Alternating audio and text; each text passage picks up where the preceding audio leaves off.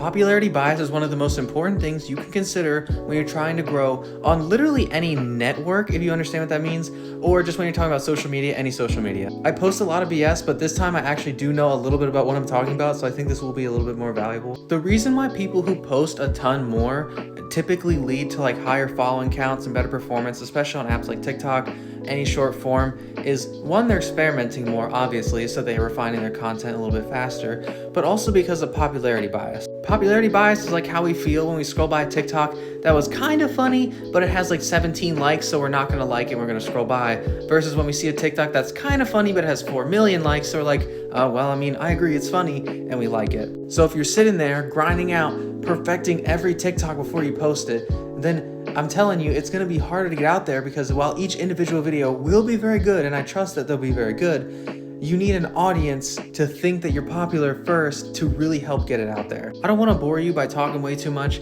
but I think a great example of this is, with no disrespect intended at all, if you go to Speed's account, a lot of his videos on his TikTok are very, very simple dancing videos, but they get incredibly popular. While dancing is a very impressive skill, the TikToks that he makes are very makeable by a lot of people.